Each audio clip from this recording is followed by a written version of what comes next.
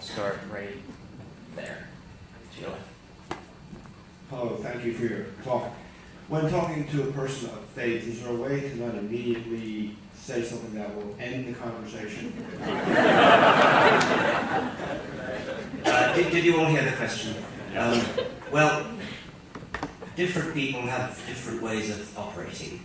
I strongly recommend Dan Dennett's book, Breaking the Spell, where, as you can tell right from the outset, he goes out of his way to try to draw people in and not to have them hurl the book across the floor before they even get past page 1.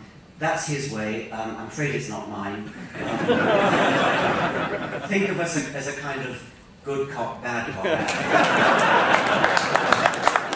And on the subject of bad cops, the other one of what we could call the Three Musketeers, Sam Harris,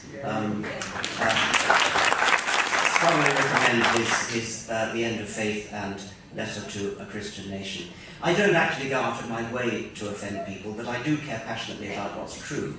And so I really don't want to compromise on what's true. I don't want to insult anybody as an individual, but if somebody talks nonsense, then I don't think there's... it isn't my way to pretend that it isn't nonsense. Another question. Lady in the front row here in the orange. Did you know that you were featured on South Park last night? Yes. I must say, I should have thought that at the very least they could have got an actor who could do a proper British accent. Another question. Right here in the middle, the gentleman in the blue. Keep your hand up, sir.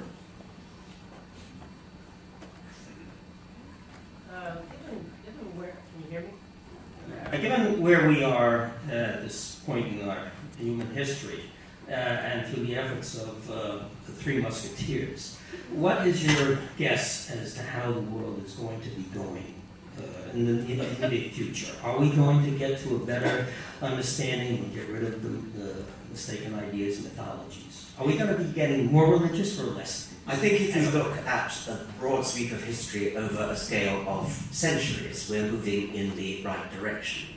But in any broad trend, you tend to get temporary reversals. Progressive trends tend to be sawtooth-shaped rather than simply linear. We are undergoing a temporary reversal, especially in the United States and in the Islamic world. But it's, I believe, only temporary, and the great enemy of faith is education. We must all do what we can in the direction of education, in freeing children from being brainwashed, freeing children from being labelled with the religion of their parents. In the United States, I have been, I'm coming towards the end of my tour now, and I've been to lots of meetings such as this. I've had very, very good, nice receptions wherever I've been, including such places as Kansas and Lynchburg, Virginia.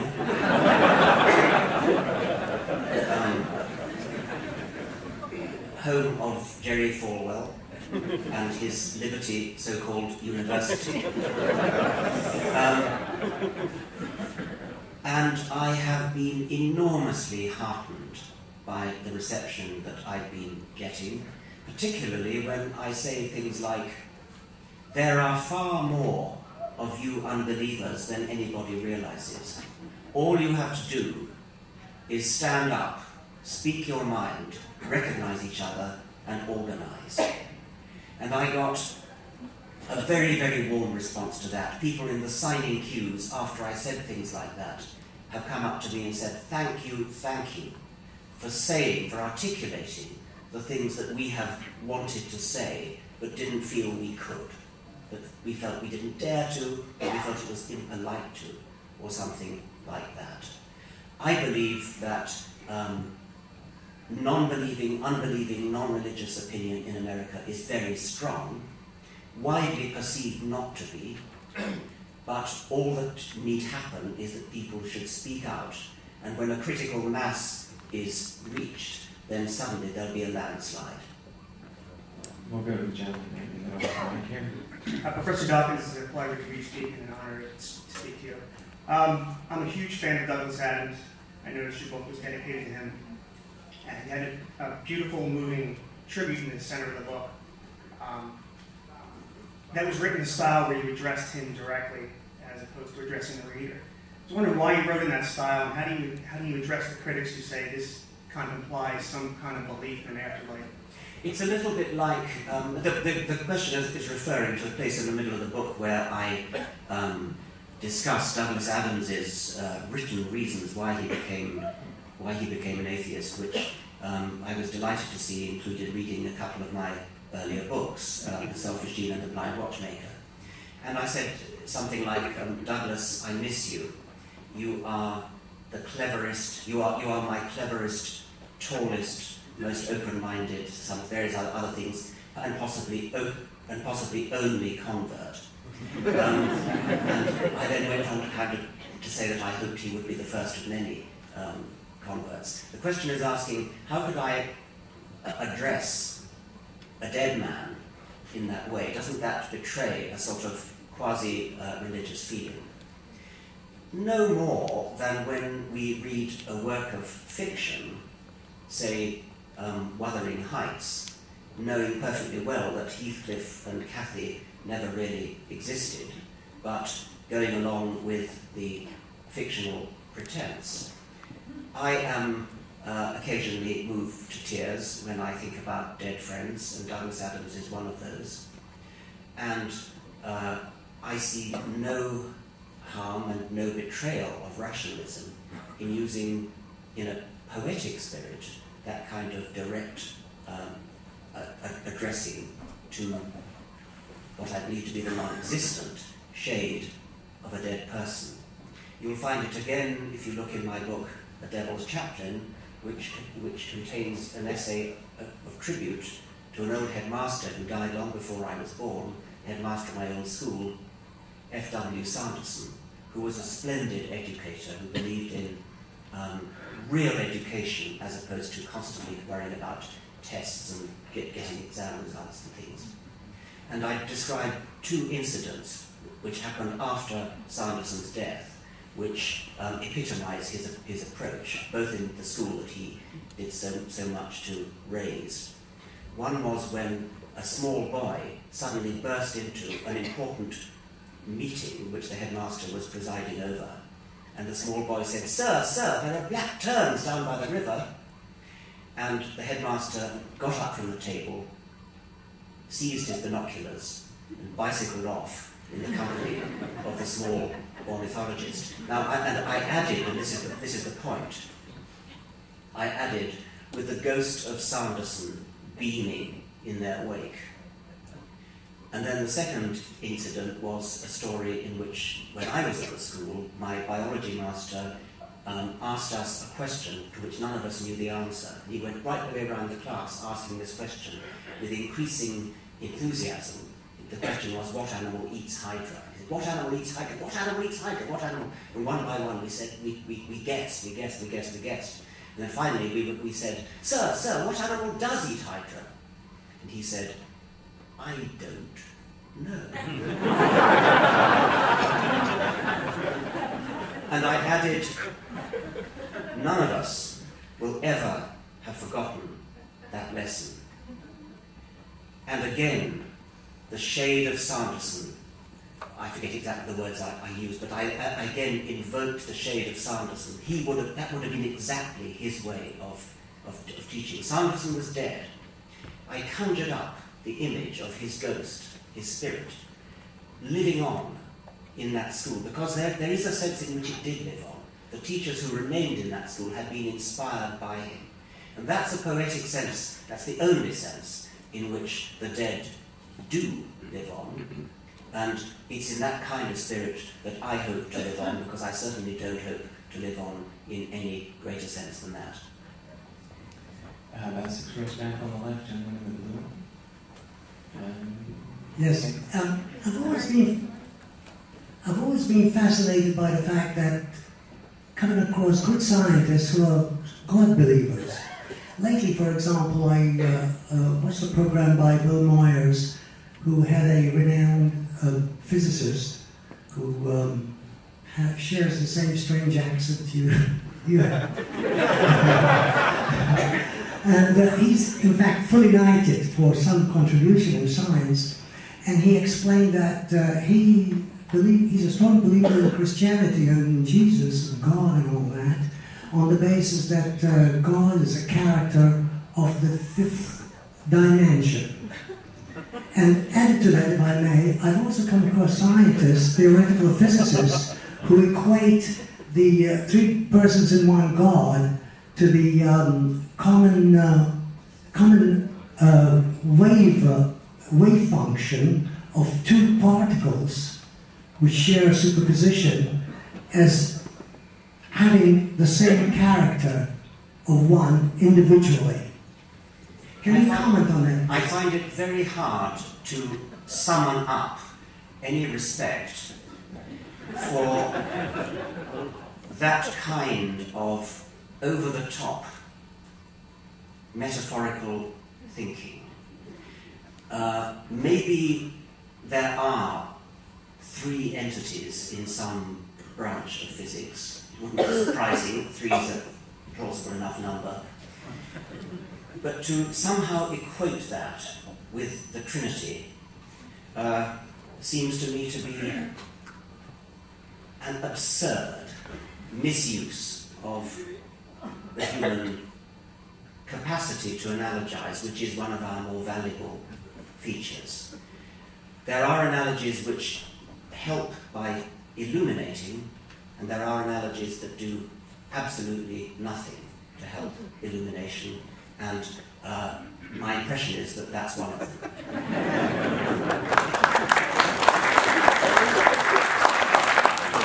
Gentlemen on our left here. Professor Dawkins, it's a pleasure to listen to you today, and I happen to Could you wait so I see where you are? No, sorry. Thank you, yes. I happen to be very fond of that very strange accent that you have. One clarification that you had on a point that you mentioned today, and was also in your book, if I may just read this. And the Bible story of Joshua's destruction of Jericho and the invasion of the Promised Land in general is morally indistinguishable from Hitler's invasion of Poland or Saddam Hussein's massacres of the Kurds in the Marsh Arabs. Just for the avoidance of doubt, your reference to the invasion of the Promised Land in general, are you still talking about Joshua's invasion and the ancient Israelites' invasion, or are you suggesting that the return of the Jewish people to the land of Israel in 1948 and the establishment of the State of Israel and that settlement is morally indistinct? No, I wasn't wanting to get into that at all. That's a very, very complicated political, historical matter which I certainly know far too little about to get into. What I would say is to the extent that those advocates of the State of Israel in the war of words, and sometimes more than words, between Israel and the Palestinians, those people who invoke biblical promises as a justification, I would certainly have a quarrel with them, but that doesn't mean that I would have a quarrel with the State of Israel itself. It's this gentleman in the white here. Stand up for a moment. Thank you for speaking again. I would like to know, in your honest opinion or experience, are there any advocates of creationism or intelligent design that actually have a genuine understanding of the theory of evolution?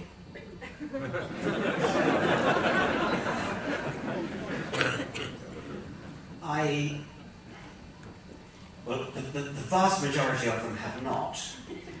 If there is a minority that does, then I would suspect their honesty.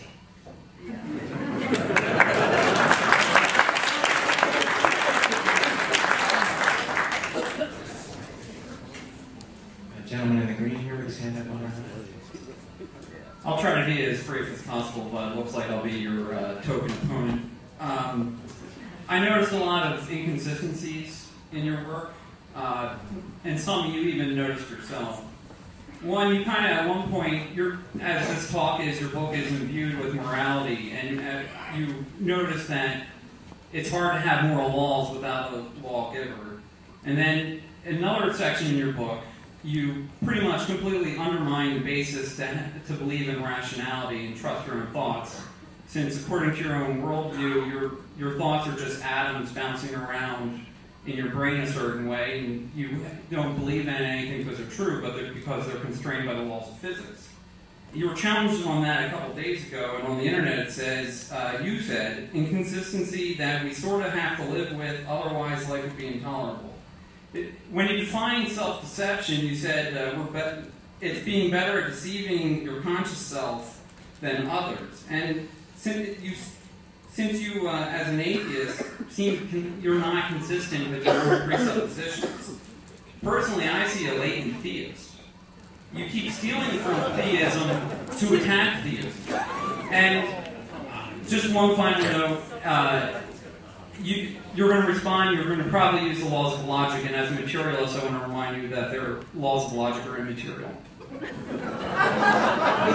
If I understand what you're saying, it goes something like this, that if I believe that my thought processes, the processes that go on in my brain, my neurons, are all physical processes that are physically understandable, there are atoms moving, there are ions moving, there are molecules moving, there are electric charges, if all those things are physically understandable, that somehow undermines the logical conclusions that one comes to by using those neurons. I don't see why that should be at all. One could give various reasons why that shouldn't be. One is that our brains are shaped by natural selection in our evolutionary history to work in the world and to make sense of the world.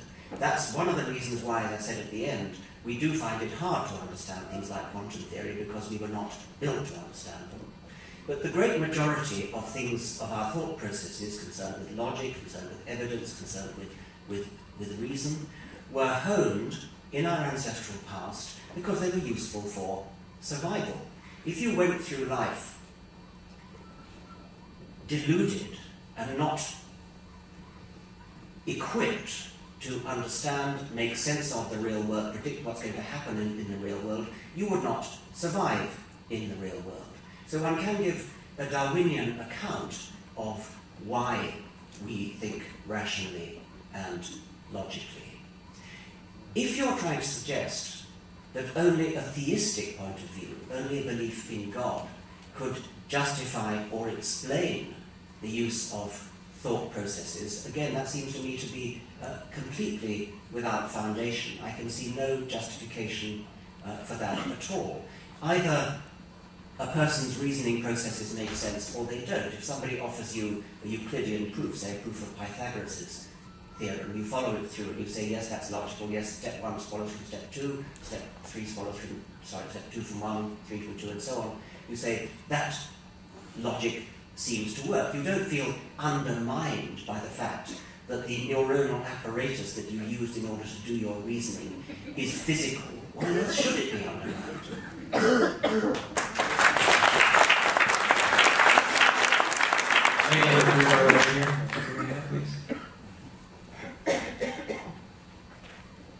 Pardon me if I'm misunderstanding your basic thesis, but at the beginning you very convincingly in your sort of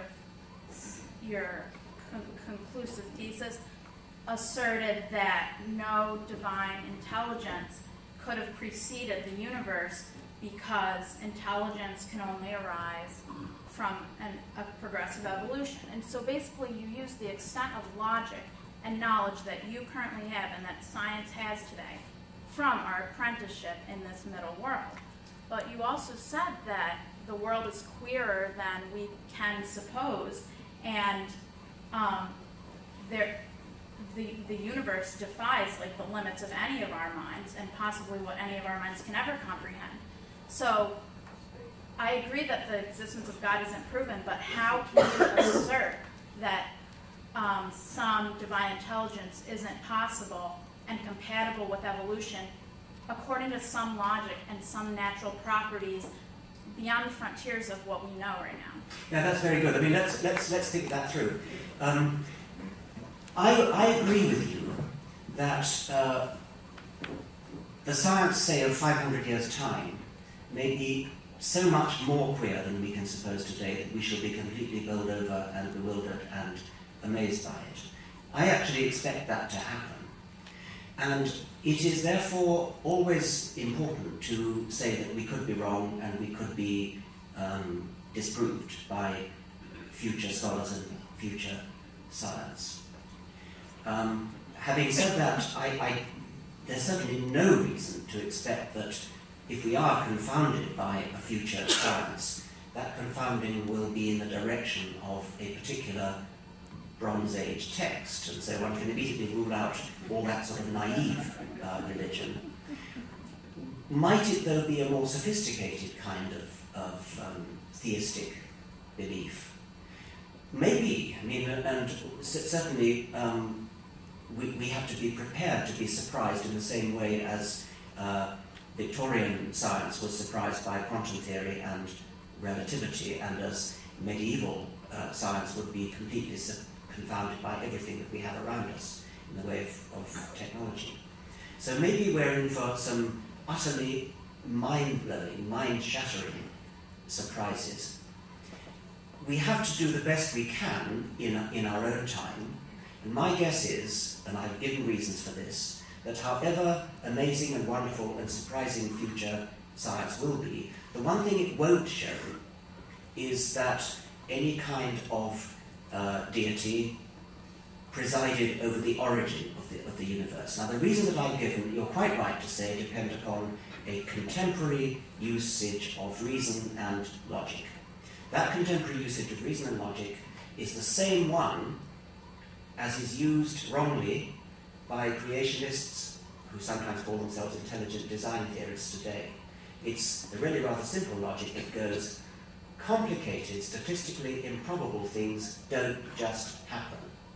They need an explanation. They come into existence by some understandable process. The understandable process that brings complicated things into existence, the only one really ultimately that we know of in life, is Darwin's theory of evolution by natural selection, and that raises our consciousness to the need for such theories, what Dan Dennett calls cranes, as opposed to skyhooks. It may be that the logic of 500 years' time will completely throw that argument out of the window. But it is the argument, it's the only argument that is actually offered for creationism and intelligent design. So at the very least, what I'm doing is turning that argument around on its favoured users. But yes, I could be wrong, we could all be wrong, but I'd be hugely surprised if we were wrong in any direction that was anticipated by anybody in the Bible or the Middle Ages. Wait, can I ask one more thing to tie up my question, just really Quick quickly? follow-up. We've got time for a couple more questions. Just you can go ahead and ask. So basically, would you define yourself as an atheist or an agnostic? Well, I quote a friend of mine.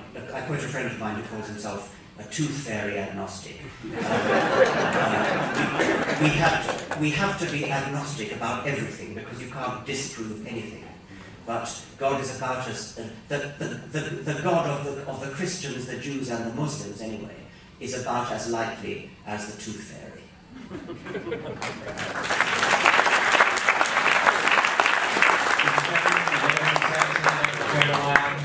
Gentleman with the mustache. It's a very great honor to speak to you. I'm a huge fan of the selfish gene, and I might be a greater believer in the selfish gene theory than even you. I have a question about the game theory, which is a result of the selfish gene theory. And you make this call that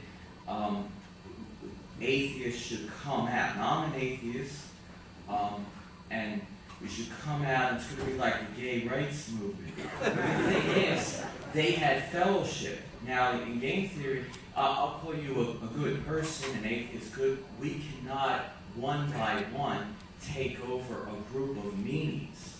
We can't do it. We have to have the social cohesiveness first. What religion provides, and a lot of people don't care about philosophical arguments of the existence of God. They just want fellowship. They're lonely. They just want to meet people. They want family values. They want to meet someone they could marry. That's the driving force. Sir, can you circle around your specific question, please? My question is, we should have the religion and the fellowship first before we attack. You know, we don't have this thing you can go to a meeting on the Sabbath, you know, and to have fellowship. You should get that first before attacking religion, because they have. Yes, I mean, that's a powerful point, and I see that there are non-believing groups which try to provide that kind of fellowship, and also try to provide other things like funeral ceremonies and marriage ceremonies and things like that. You don't actually have to have a supernatural imaginary friend in order to have fellowship with other people. On the contrary,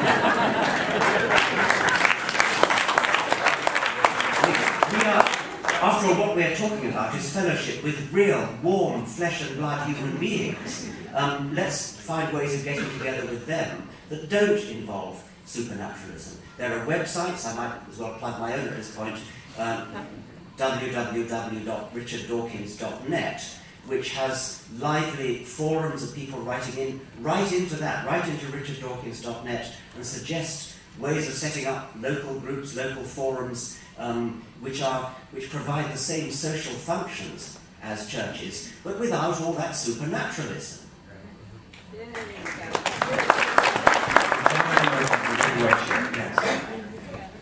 Hi, I was wondering what your thoughts, if any, on certain quasi-mystical concepts like the I Ching or astral projection, which are kind of mystical in nature, but not necessarily supernatural. We all have to be broad-minded and open-minded, but there are limits.